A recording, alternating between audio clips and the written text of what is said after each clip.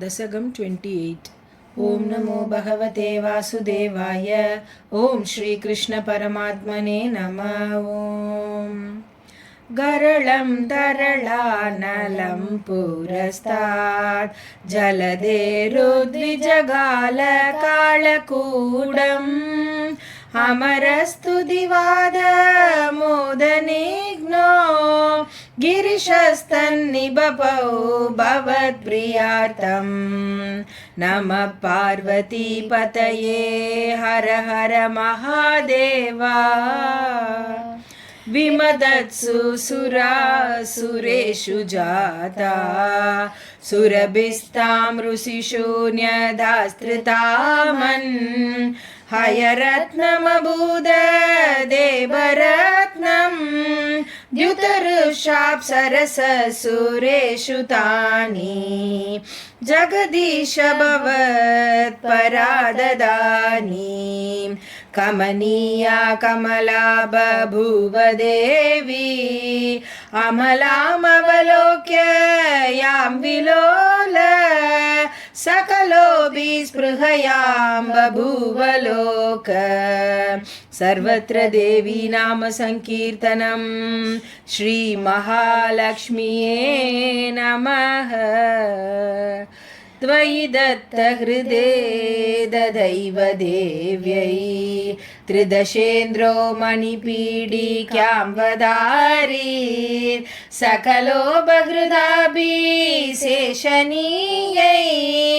ऋषयस्तां श्रुतिगीर्भिरभ्यषिञ्चन् अभिषेकजलानुबाधिमुक्त द्वदभाङ्गै अवभूषिताङ्गवल्ली मणिकुण्डलपीत चेलहार प्रमुखैस्तामराधयोन्वभूषन् वरनस्रजमात भृङ्गनादां ददति सा कुशकुम्भमन्दयाना पदसिञ्चितमञ्जूनुपुराद्वां कलितव्रीलविलासमाससाद गिरिशद्रिगिनादि सर्वदेवान् गुणभाजोऽव्यविमुक्तदोषलेशान् अवमृश्य सदैव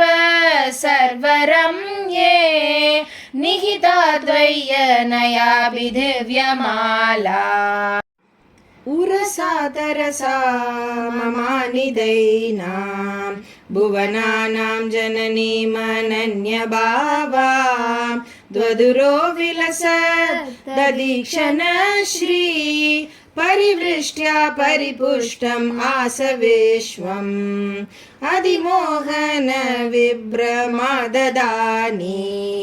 मदयन्ति खलु वारुणी निरागा तमसः पदवी मदास्त्वमेनाम् अधिसम्माननया महासुरेभ्य तरुणाम्बुदसुन्दरस्तदा त्वं ननु धन्वन्तिरि उत्थितोऽम्बुराशे अमृतं कलशे वहन् कराभ्याम् अखिलार्तिं हर मारुतालयेश।